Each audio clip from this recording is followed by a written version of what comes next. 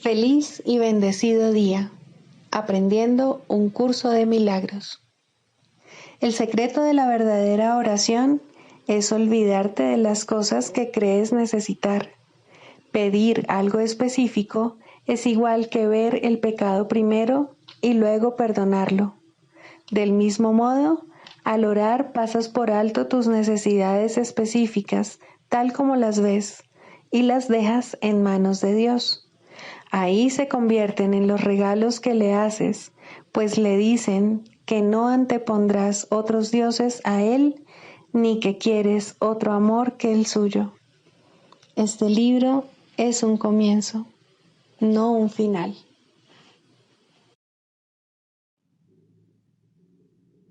Del prefacio, que postula, párrafo 7. Solo las mentes pueden unirse realmente, y lo que Dios ha unido, ningún hombre lo puede desunir. No obstante, la verdadera unión, que nunca se perdió, solo es posible en el nivel de la mente de Cristo. El pequeño yo procura engrandecerse, obteniendo del mundo externo aceptación, posesiones y amor. El ser que Dios creó no necesita nada, está eternamente a salvo y es eternamente íntegro, amado y amoroso. Busca compartir en vez de obtener, extender en vez de proyectar. No tiene necesidades de ninguna clase y solo busca unirse a otros que, como él, son conscientes de su propia abundancia.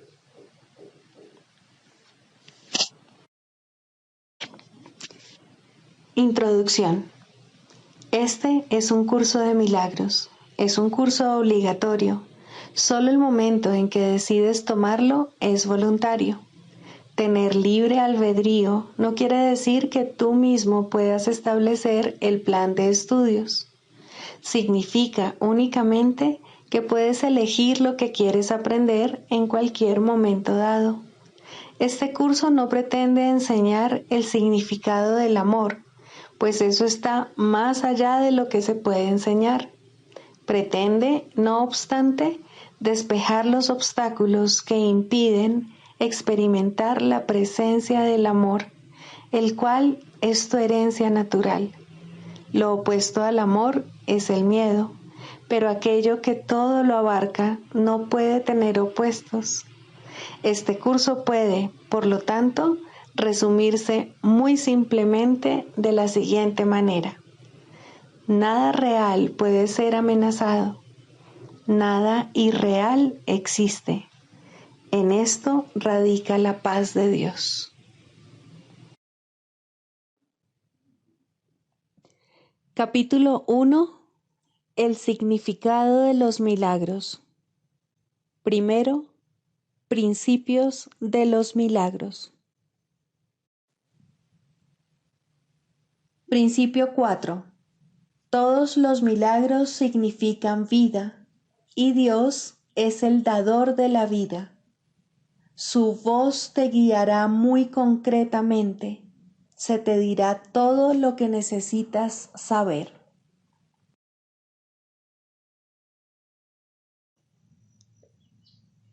Capítulo 13.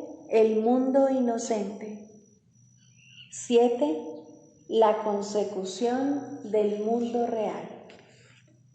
Siéntate sosegadamente y según contemplas el mundo que ves, repite para tus adentros: el mundo real no es así.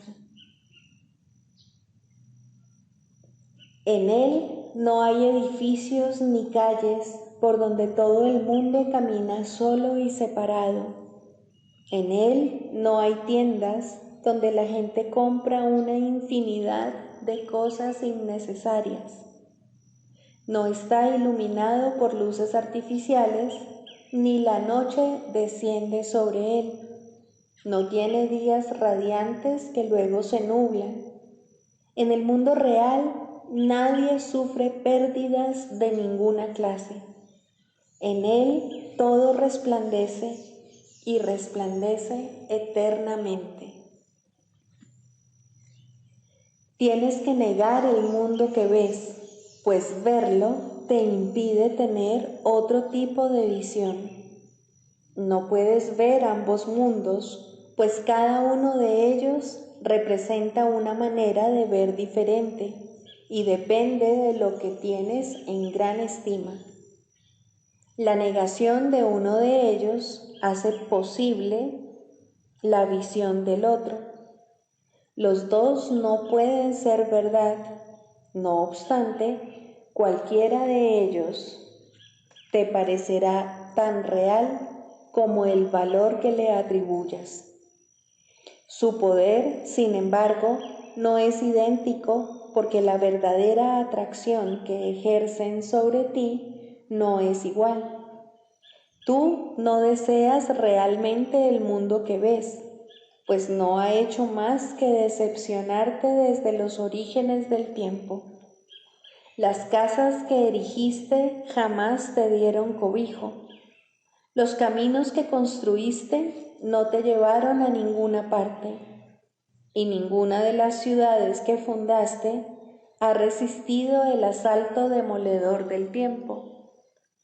Todo lo que has hecho lleva impreso sobre sí el estigma de la muerte.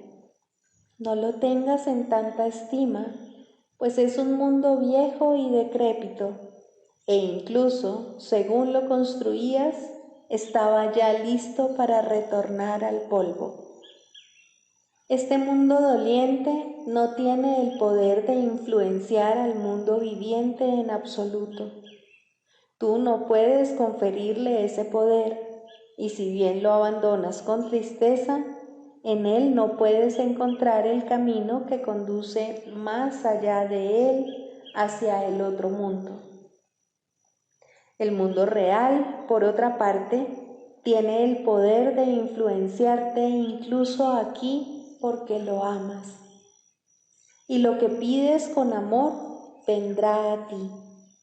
El amor siempre responde, pues es incapaz de negar una petición de ayuda o de no oír los gritos de dolor que se elevan hasta él desde todos los rincones de este extraño mundo que construiste, pero que realmente no deseas. Lo único que necesitas hacer para abandonarlo y reemplazarlo gustosamente por el mundo que tú no creaste es estar dispuesto a reconocer que el que tú fabricaste es falso. Has estado equivocado con respecto al mundo porque te has juzgado erróneamente a ti mismo. ¿Qué podrías haber visto desde un punto de vista tan distorsionado? Toda visión comienza con el que percibe, que es quien determina lo que es verdad y lo que es falso, y no podrá ver lo que juzgue como falso. Tú, que deseas juzgar la realidad, no puedes verla, pues en presencia de juicios, la realidad desaparece.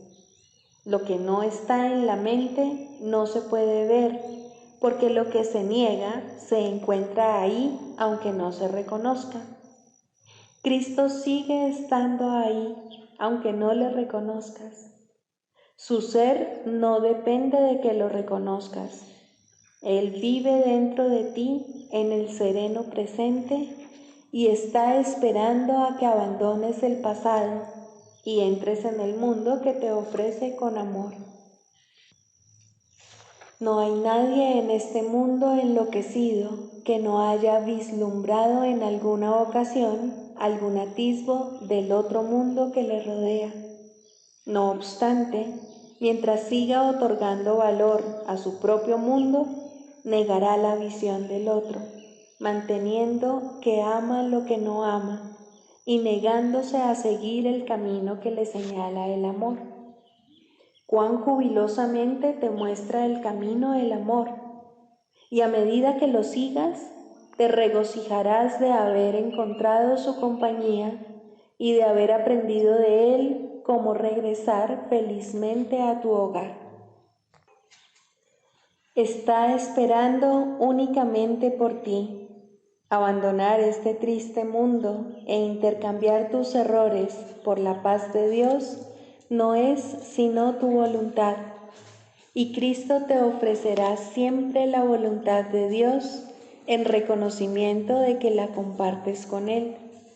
La voluntad de Dios es que nada, excepto Él mismo, ejerza influencia sobre su Hijo y que nada más ni siquiera se aproxime a Él.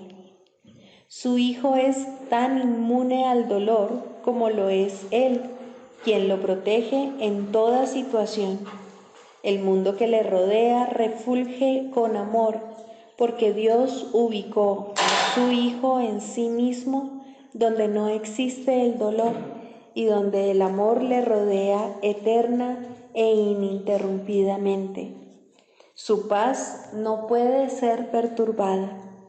El Hijo de Dios contempla con perfecta cordura el amor que le rodea por todas partes y que se encuentra a sí mismo dentro de él, y negará forzosamente el mundo del dolor en el instante en que se perciba rodeado por los brazos del amor, y desde ese enclave seguro mirará serenamente a su alrededor y reconocerá que el mundo es uno con él.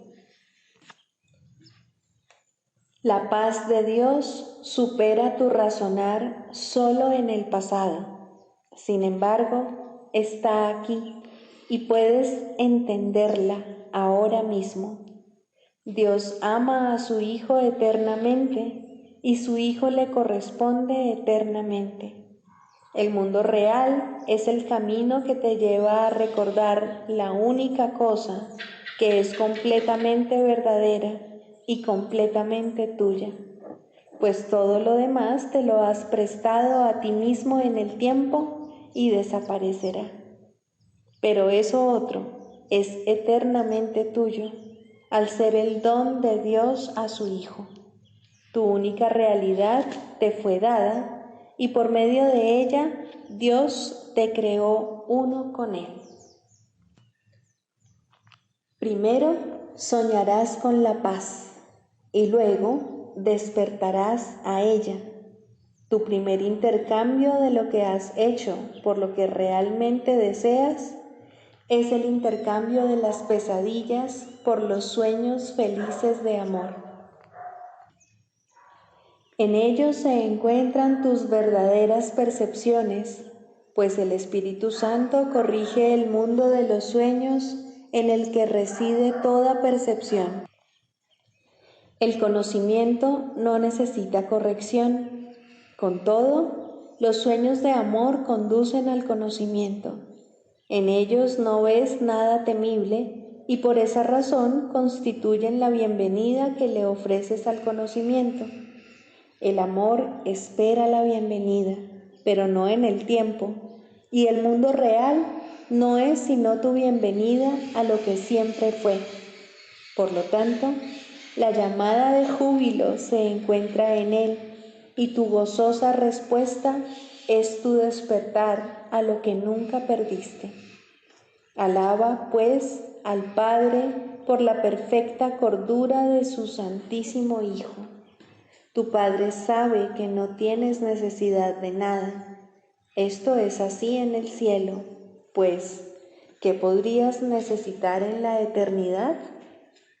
En tu mundo ciertamente tienes necesidad de cosas. El mundo en el que te encuentras, en un mundo de escasez, porque estás necesitado. Sin embargo, ¿te podrías encontrar a ti mismo en un mundo así? Sin el Espíritu Santo, la respuesta sería no, pero debido a Él, la respuesta es un gozoso sí. Por ser el mediador entre los dos mundos, Él sabe lo que necesitas y lo que no te hará daño. El concepto de posesión es un concepto peligroso si se deja en tus manos. El ego quiere poseer cosas para salvarse, pues poseer es su ley.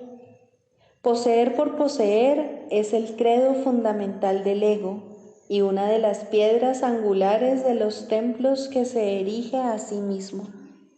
El ego exige que deposites en su altar todas las cosas que te ordena obtener y no deja que halles gozo alguno en ellas.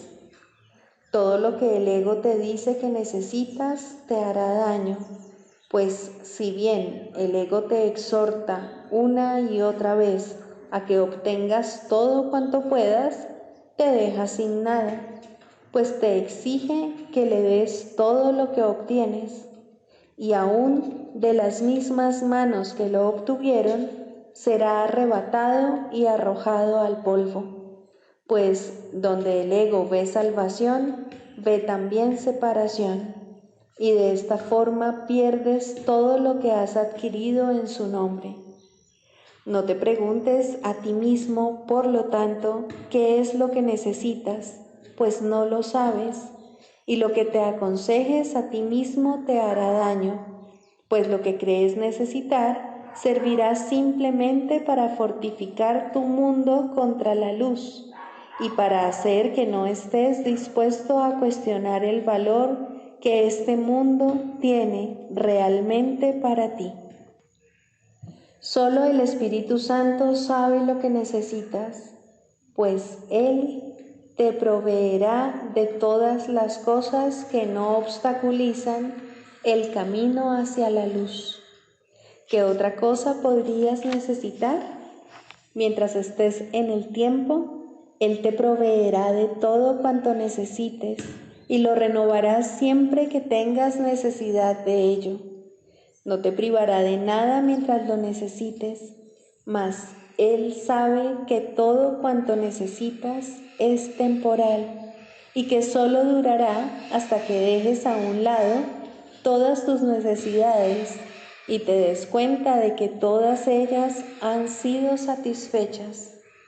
El Espíritu Santo no tiene, por lo tanto, ningún interés en las cosas que te proporciona. Lo único que le interesa es asegurarse de que no te valgas de ellas para prolongar tu estadía en el tiempo. Sabe que ahí no estás en casa y no es su voluntad que demores tu jubiloso regreso a tu hogar. Deja, por lo tanto, todas tus necesidades en sus manos. Él las colmará sin darles ninguna importancia. Lo que Él te provee no conlleva ningún riesgo, pues Él se asegurará de que no pueda convertirse en un punto tenebroso, oculto en tu mente, y que se conserva para hacerte daño. Bajo su dirección viajarás ligero de equipaje y sin contratiempos, pues Él siempre tiene puestas sus miras en el final de la jornada, que es su objetivo. El Hijo de Dios no es un viajero de mundos externos. No importa cuán santa pueda volverse su percepción, ningún mundo externo a Él contiene su herencia.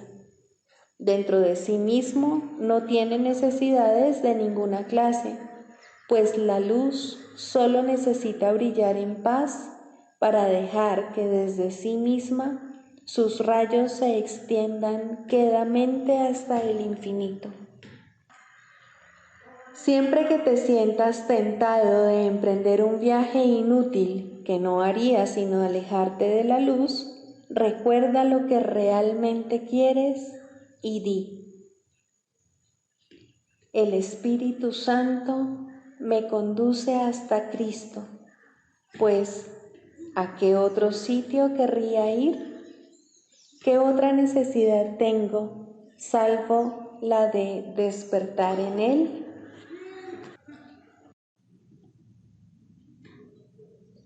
Síguele luego lleno de júbilo, confiando en que Él te conducirá a salvo a través de todos los peligros que este mundo pueda presentar ante ti para alterar tu paz mental. No te postres ante los altares del sacrificio, ni busques lo que sin duda perderías. Conténtate con lo que, sin duda también, has de conservar y no pierdas la calma, pues el viaje que estás emprendiendo hacia la paz de Dios, en cuya quietud Él quiere que estés, es un viaje sereno. En mí ya has superado cualquier tentación que pudiera demorarte. Juntos recorreremos la senda que conduce a la quietud, que es el regalo de Dios. Tenme en gran estima, pues, ¿qué otra cosa puedes necesitar sino a tus hermanos? Te devolveremos la paz mental que juntos tenemos que encontrar. El Espíritu Santo te enseñará cómo despertar a lo que nosotros somos y a lo que tú eres. Esta es la única necesidad real que hay que satisfacer en el tiempo. Salvarse del mundo consiste solo en eso. Mi paz te doy. Acéptala de mí en gozoso intercambio por todo lo que el mundo te ha ofrecido para luego arrebatártelo. Y la extenderemos como un manto de luz sobre la triste faz del mundo, en el que ocultaremos a nuestros hermanos del mundo y a este de ellos. Solos no podemos cantar el himno redentor. Mi tarea no habrá concluido hasta que haya elevado todas las voces junto con la mía. Sin embargo, no es propiamente mía, pues así como ella es el regalo que yo te hago, fue asimismo el regalo que el Padre me hizo a mí a través de su Espíritu. Su sonido desvanecerá toda aflicción de la mente del Santísimo Hijo de Dios, pues la aflicción no puede morar. En el tiempo, la curación es necesaria, pues el júbilo no puede establecer su eterno reino allí donde mora la aflicción. Tú no moras aquí, sino en la eternidad. Eres un viajero únicamente en sueños, mientras permaneces a salvo en tu hogar. Dale las gracias a cada parte de ti a la que hayas enseñado a que te recuerde. Así es como el Hijo de Dios le da las gracias a su Padre por su pureza.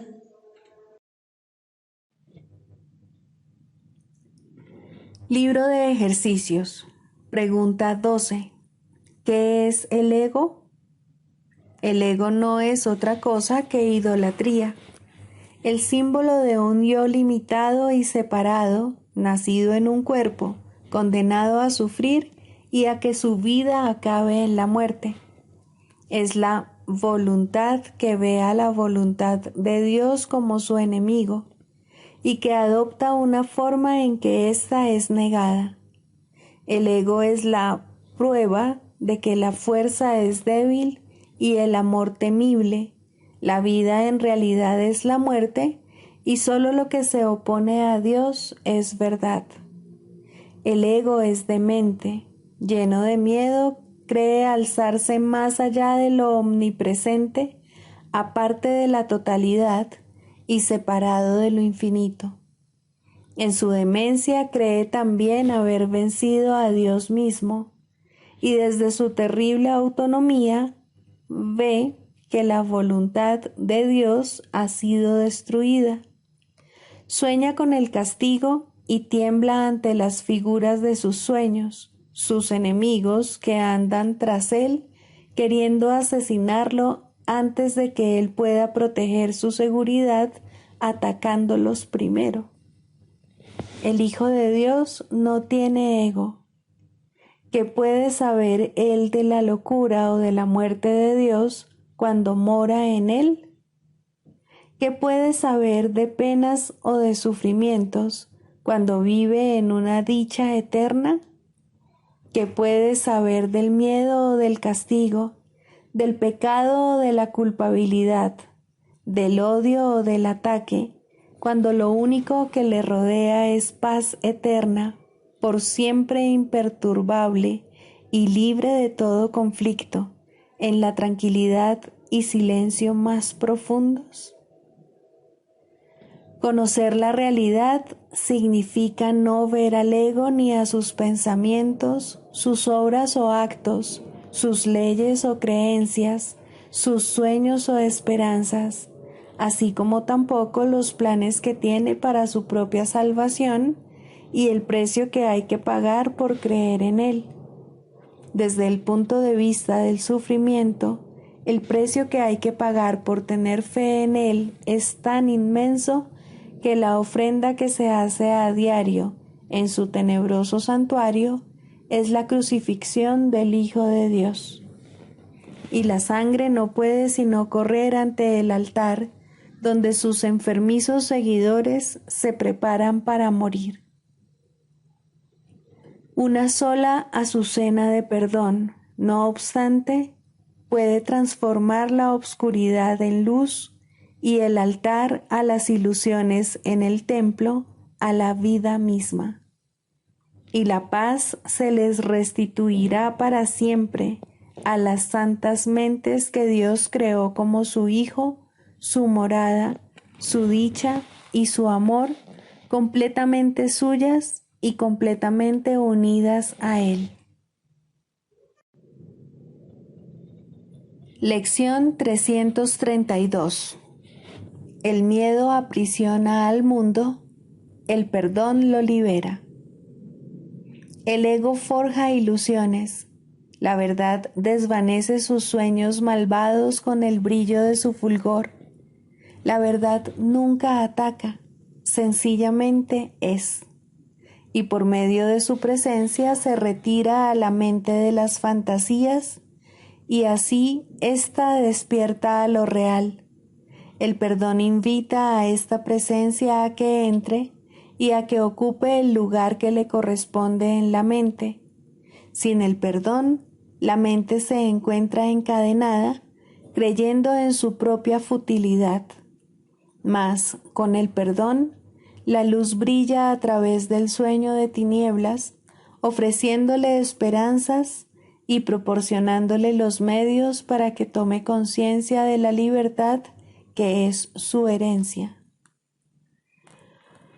Hoy no queremos volver a aprisionar al mundo. El miedo lo mantiene aprisionado, mas tu amor nos ha proporcionado los medios para liberarlo. Padre, queremos liberarlo ahora, pues cuando ofrecemos libertad, se nos concede a nosotros. Y no queremos seguir presos cuando tú nos ofreces la libertad.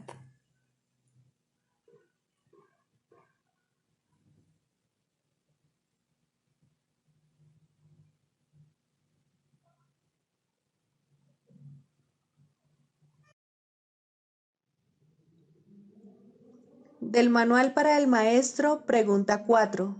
¿Cuáles son las características de los maestros de Dios? 8.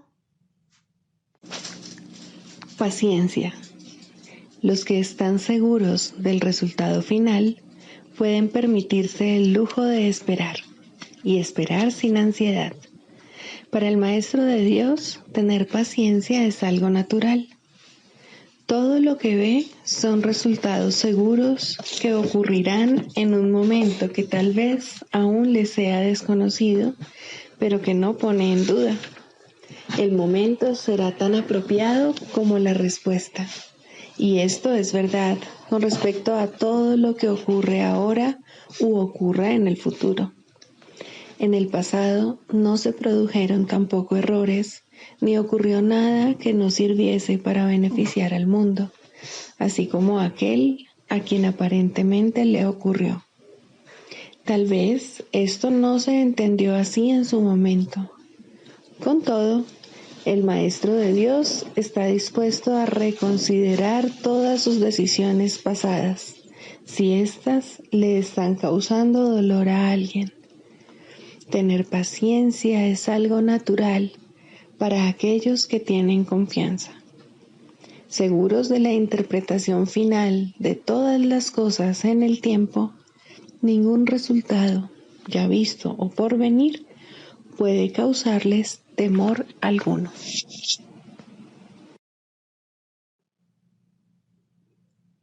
Manual para el maestro, pregunta 28. ¿Qué es la resurrección? La resurrección, dicho llanamente, es la superación de la muerte o el triunfo sobre ella. Es un redespertar o renacimiento, un cambio de parecer con respecto al significado del mundo. Es la aceptación de la interpretación del Espíritu Santo con respecto al propósito del mundo, la aceptación de la expiación en uno mismo. Es el fin de los sueños de aflicción y la jubilosa conciencia del sueño final del Espíritu Santo. Es el reconocimiento de los dones de Dios.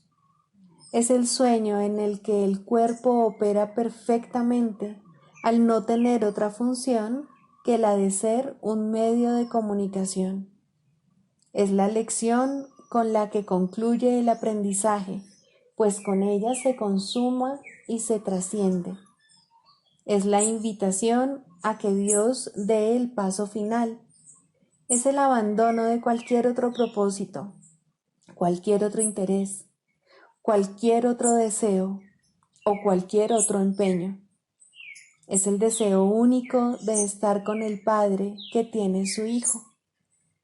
La resurrección, al ser la afirmación de la vida, es la negación de la muerte. De esta manera, la forma de pensar del mundo se invierte por completo. Ahora se reconoce que la vida es la salvación y cualquier clase de dolor o aflicción se percibe como el infierno. Ya no se le teme al amor, sino que se le da jubilosamente la bienvenida.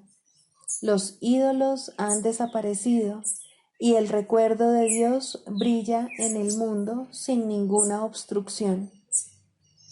Se ve la faz de Cristo en toda cosa viviente y no se mantiene nada en la oscuridad, excluido de la luz del perdón. Ya no quedan pesares sobre la tierra, el júbilo del cielo ha descendido sobre ella.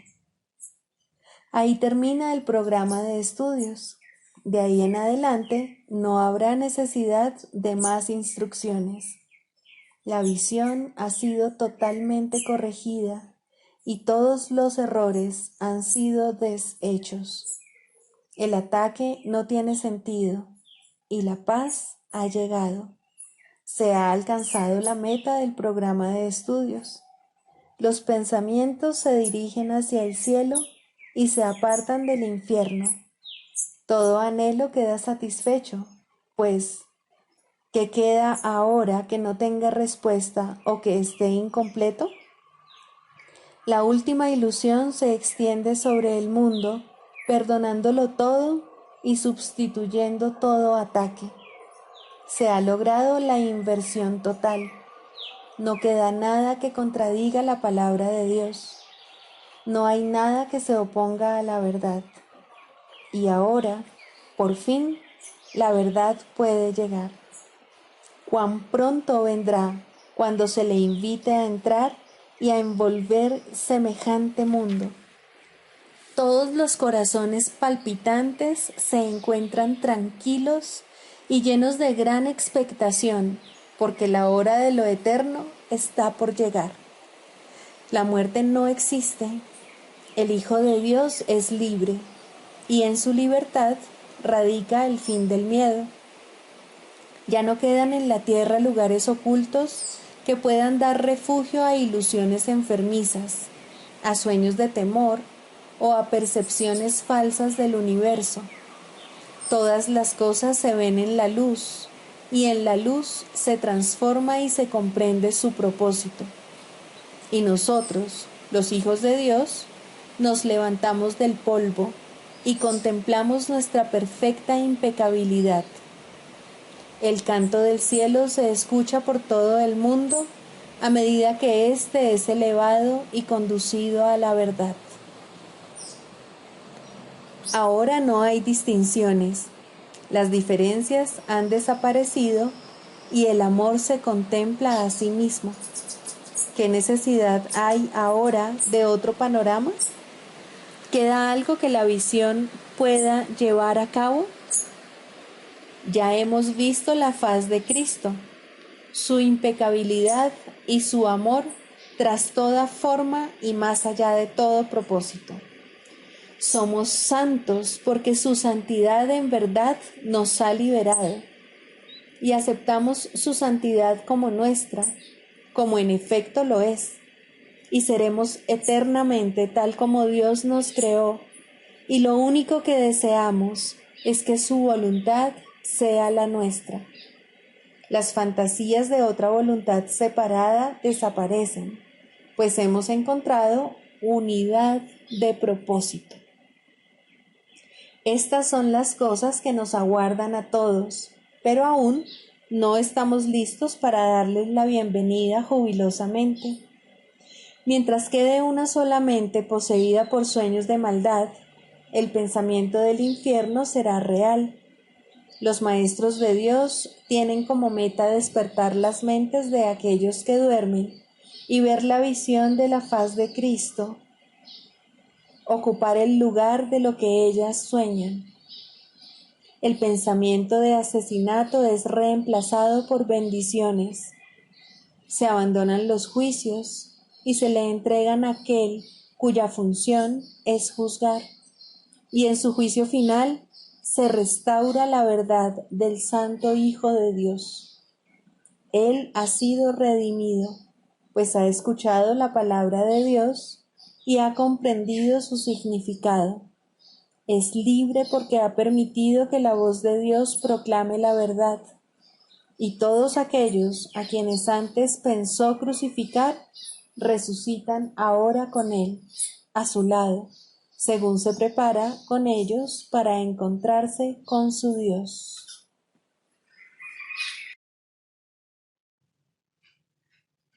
Clarificación de términos. El ego, el milagro. Las ilusiones no perdurarán. Su final es indudable y eso es lo único que es seguro en su mundo. Por eso es por lo que es el mundo del ego. ¿Qué es el ego? El ego no es más que un sueño de lo que en realidad eres.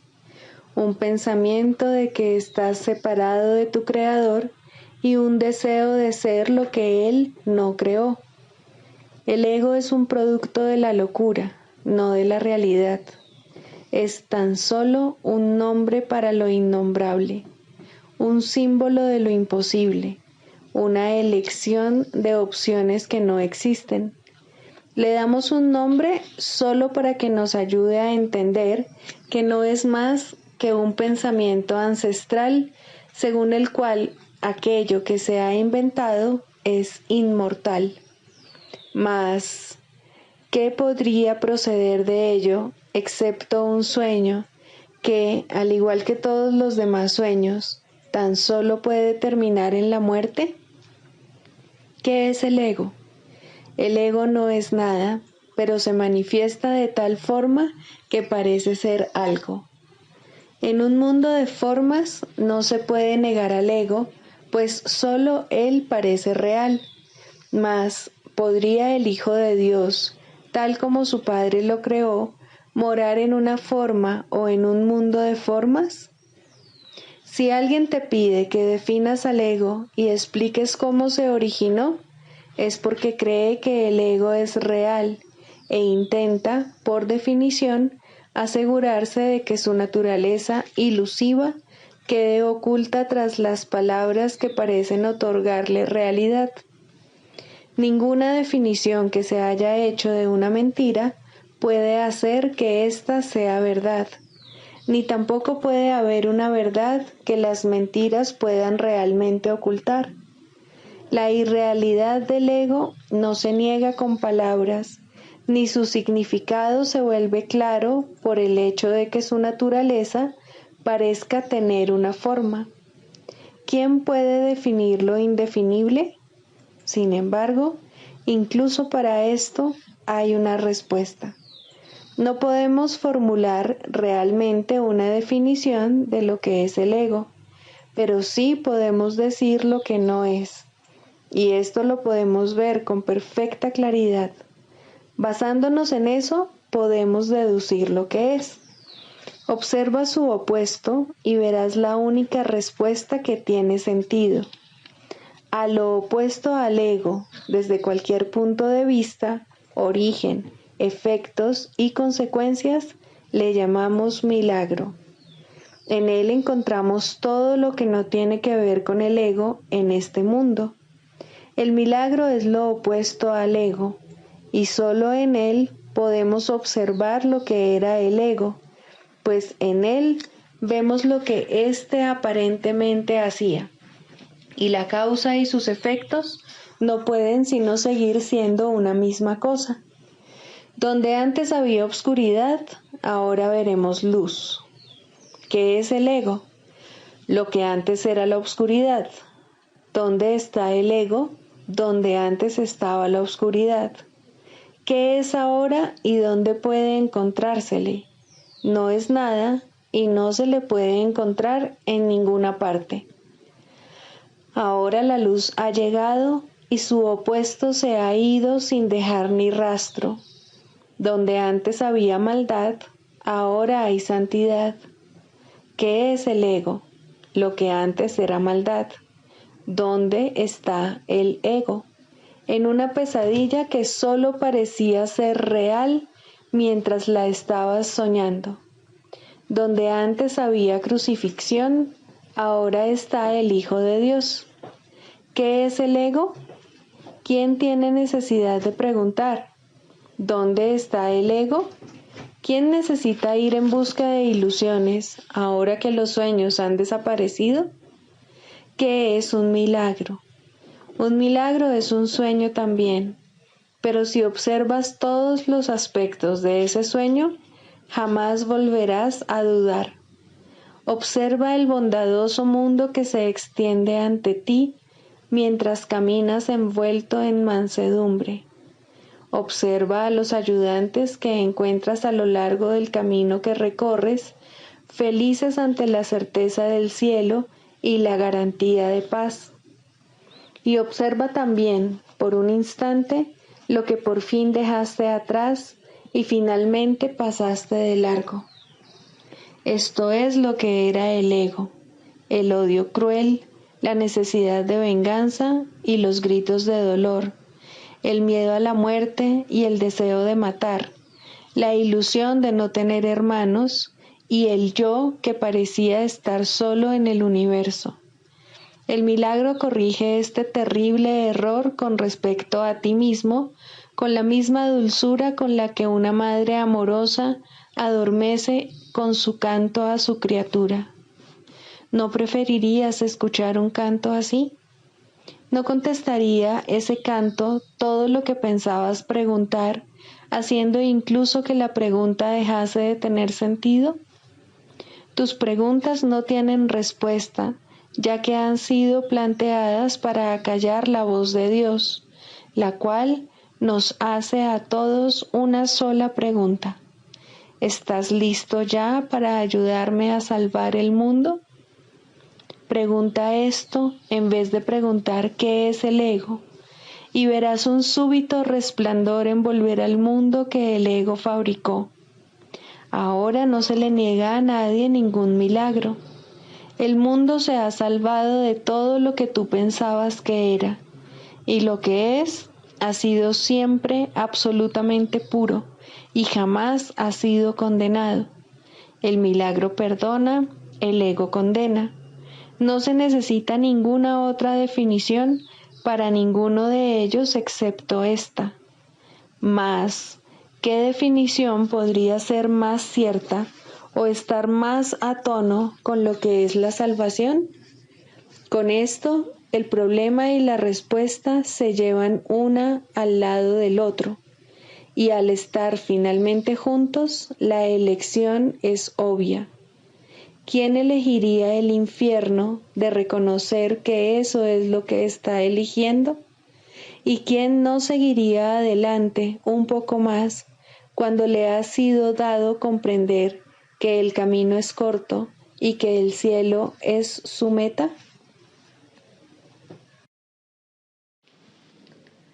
El proceso de la psicoterapia. Cuarto, el proceso de la enfermedad. De la misma manera en que toda terapia es psicoterapia, del mismo modo toda enfermedad es enfermedad mental. Es un juicio acerca del Hijo de Dios, y todo juicio es una actividad mental. Un juicio es una decisión que se toma una y otra vez contra la creación y su creador. Es la decisión de percibir el universo como tú lo has creado. Es decidir que la verdad puede mentir y que es una mentira. ¿Qué otra cosa, entonces, puede ser la enfermedad sino una expresión de aflicción y culpa? ¿Y por qué sollozaría a alguien si no por su inocencia? Una vez que al Hijo de Dios se le considera culpable, la enfermedad es inevitable. Es lo que ha pedido y, por ende, es lo que recibirá. Todos los que piden enfermedad se han condenado a sí mismos a buscar remedios que no los pueden ayudar, pues han depositado su fe en la enfermedad y no en la salvación. No hay nada que un cambio de mentalidad no pueda hacer, pues todas las cosas externas no son sino sombras de una decisión ya tomada. Si se cambia la decisión, ¿cómo podría su sombra no cambiar? La enfermedad no es más que la sombra de la culpa, grotesca y fea, puesto que imita la deformidad. Si una deformidad se ve como real, ¿cómo podría su sombra no ser deforme? Una vez que se ha decidido que la culpa es real, el descenso al infierno sigue paso a paso su inevitable trayectoria. La enfermedad, la muerte y la miseria fustigan ahora la tierra en implacables oleadas, a veces simultáneamente y otras en siniestra sucesión. Todas estas cosas, no obstante, por muy reales que puedan parecer, son solo ilusiones. ¿Quién podría tener fe en ellas una vez que ha entendido esto? ¿Y quién podría no tener fe en ellas hasta que lo entienda? La curación es terapia o corrección, y como ya hemos dicho y volvemos a repetir, toda terapia es psicoterapia. Curar al enfermo no es sino ofrecerle este entendimiento. La palabra cura ha caído en desprestigio entre los terapeutas más respetables del mundo y con toda razón, pues ninguno de ellos puede curar y ninguno de ellos entiende lo que es la curación. En el peor de los casos, le otorgan realidad al cuerpo en sus propias mentes, y una vez que han hecho esto, apelan a la magia para curar los males con los que sus mentes dotaron al cuerpo. ¿Cómo podría este proceso curar? Es ridículo de principio a fin, mas una vez comenzado, del mismo modo ha de concluir. Es como si Dios fuese el diablo y fuera necesario encontrarle en el mal. ¿Cómo podría haber amor ahí? ¿Y cómo podría lo enfermo curar? ¿No son acaso estas dos preguntas la misma? En el mejor de los casos, es posible que los sanadores del mundo, y el término sanadores tal vez sea cuestionable aquí, lleguen a reconocer que la mente es la fuente de la enfermedad. Pero su error estriba en la creencia de que la mente puede sanarse a sí misma. Esto tiene algún mérito en un mundo donde el concepto de grados de error tiene sentido. No obstante, sus curas siguen siendo provisionales, o bien puede que surja otra enfermedad que reemplace a la anterior, pues mientras no se comprenda el significado del amor, la muerte no se ha superado. ¿Y quién puede comprenderlo sin la palabra de Dios que Él dio al Espíritu Santo para que fuese su regalo para ti? Cualquier clase de enfermedad puede definirse como el resultado de verse a uno mismo débil, vulnerable, malvado y en peligro, y por ende en constante necesidad de defensa. Sin embargo, si el yo fuese realmente así, cualquier defensa sería inútil. Las defensas que se procuran, por lo tanto, no pueden sino ser mágicas. Deben superar todos los límites percibidos en uno mismo y, simultáneamente, forjar un nuevo concepto propio en el cual el antiguo no tiene cabida. En resumen, el error se acepta como real y se lidia con él mediante ilusiones. Al haberse llevado la verdad al ámbito de las ilusiones, la realidad se ha vuelto una amenaza y se percibe como algo malvado. El amor se vuelve algo temible porque la realidad es amor. De este modo se cierra el círculo contra las incursiones de la salvación.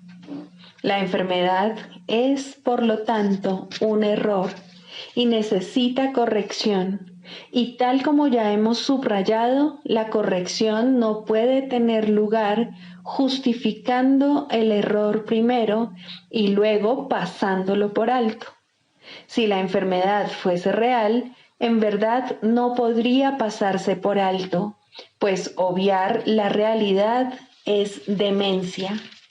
Ese es, no obstante, el propósito de la magia, hacer que las ilusiones sean verdad mediante una percepción falsa. Esto no puede curar porque se opone a la verdad. Tal vez una ilusión de salud sustituya la ilusión de enfermedad por un breve periodo de tiempo, mas no perdurará. Las ilusiones no pueden ocultar el miedo por mucho tiempo, pues éste forma parte de ellas. Escapará y adoptará otra forma al ser la fuente de todas las ilusiones. La enfermedad es demencia porque toda enfermedad es enfermedad mental y en esto no hay grados. Una de las ilusiones que hace que la enfermedad se perciba como real es la creencia de que la enfermedad varía en intensidad, que el grado de amenaza difiere según la forma que adopte. En esto radica la base de todos los errores, pues todos ellos no son más que intentos de transigir al ver solo una pequeña parte del infierno. Esto es una burla tan ajena a Dios que por siempre ha de ser inconcebible. Pero los dementes lo creen porque están locos. Un loco defiende sus ilusiones porque ve en ellas su salvación. Por lo tanto, atacará a todo aquel que trate de salvarlo de ellas al creer que está siendo atacado por él. Este curioso círculo de ataque-defensa es uno de los problemas más difíciles que debe enfrentar el psicoterapeuta. De hecho, esa es su tarea principal, la esencia de la psicoterapia. Al terapeuta se le ve como alguien que está atacando la posesión más preciada del paciente, su imagen propia. Y puesto que esta imagen se ha convertido en la seguridad del paciente, tal como él la considera, el terapeuta no puede sino ser percibido como una verdadera fuente de peligro que hay que atacar e incluso matar. El psicoterapeuta, pues, tiene una enorme responsabilidad. Debe hacer frente al ataque sin atacar y, por consiguiente, sin defenderse. Su tarea consiste en demostrar que las defensas no son necesarias y que la indefensión es fortaleza. Esta debe ser su enseñanza, si quiere que su lección sea que la cordura es seguridad. No puede hacerse suficiente hincapié en el hecho de que el demente cree que la cordura es una amenaza. Este es el corolario del pecado original, la creencia de que la culpa es real y de que está plenamente justificada. Por lo tanto, la función del psicoterapeuta consiste en enseñar que la culpa, al ser irreal, no tiene justificación ni ofrece seguridad alguna. Por consiguiente, siempre será indeseable, además de irreal. Esta única doctrina de salvación es la meta de toda terapia, pues alivia la mente de la insensata carga de culpa que tan fatigosamente arrastra, y de este modo la curación se logra. No se cura el cuerpo, simplemente se le reconoce como lo que es. Si se percibe correctamente, se puede entender su propósito. ¿Qué necesidad hay, entonces, de enfermedad? Con este único cambio, todo lo demás vendrá por añadidura. No hay necesidad de complicados cambios. No hay necesidad de largos análisis ni de discusiones o búsquedas fatigosas. La verdad es simple al ser una y la misma para todos. El canto de la oración, el perdón. Segundo, el perdón para destruir. El perdón para destruir adopta muchas formas al ser un arma del mundo de las formas. No todas son obvias y algunas se ocultan cuidadosamente bajo lo que aparenta ser caridad, pero todas las formas que parece adoptar tienen una sola meta: separar y hacer que lo que Dios creó igual sea diferente. La diferencia resulta evidente en algunos casos en los que la comparación intencionada no puede dejar de notarse, ni es su propósito realmente que se note.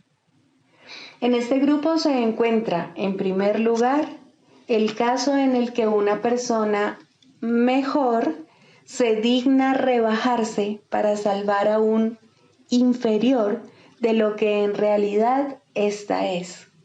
En este caso, el perdón aquí se basa en una actitud de amable altivez tan lejana del amor que la arrogancia jamás podría desalojarse.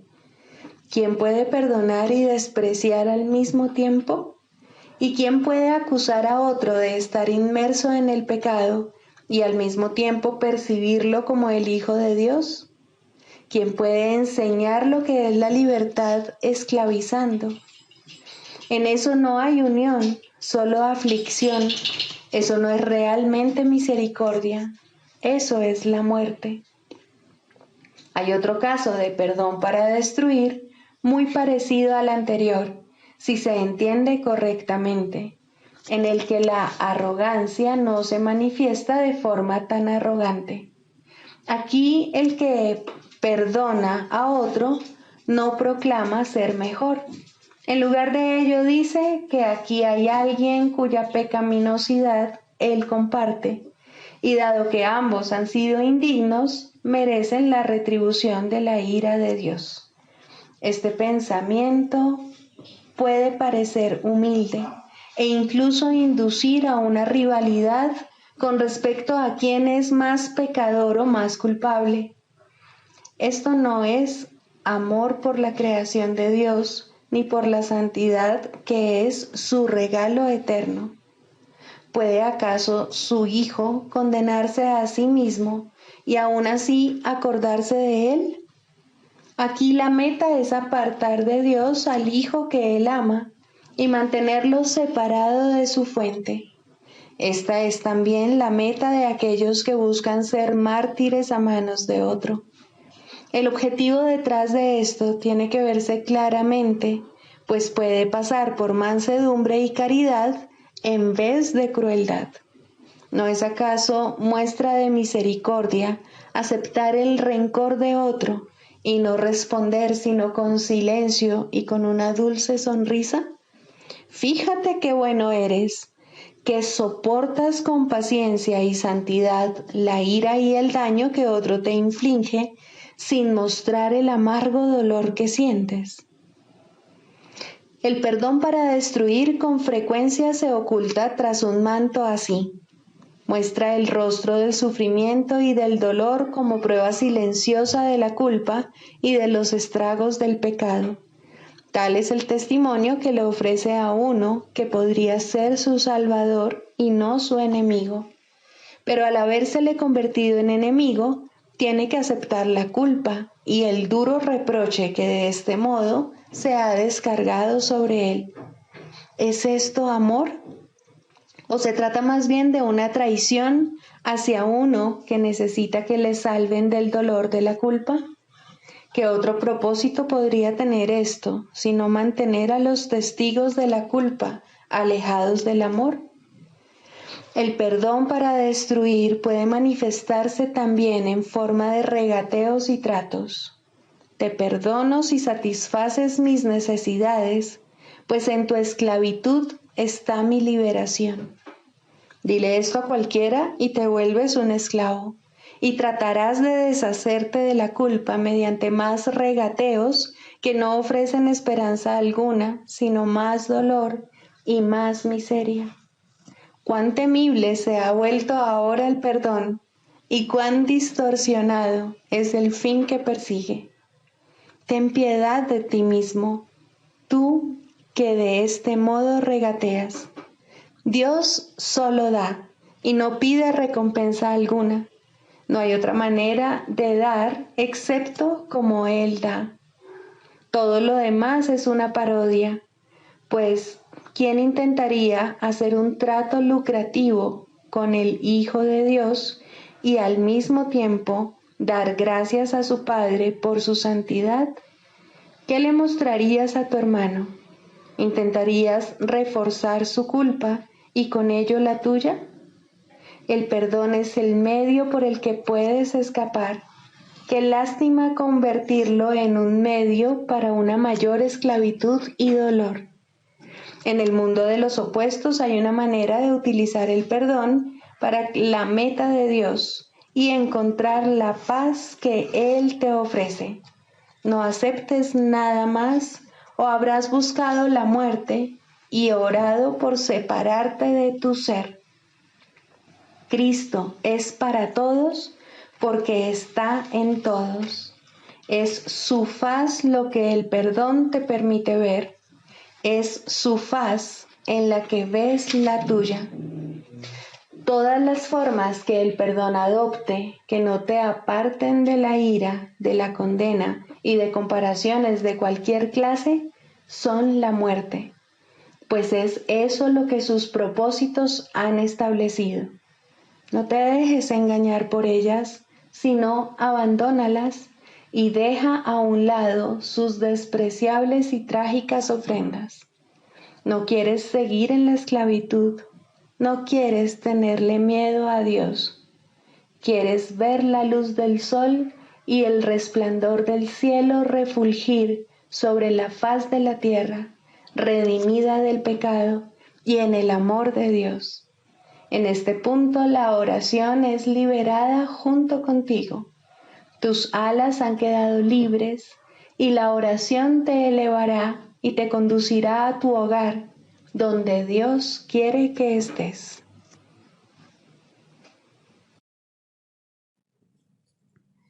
Sigamos a Jesús haciendo del perdón algo tan natural como respirar y algo tan vital como el aire.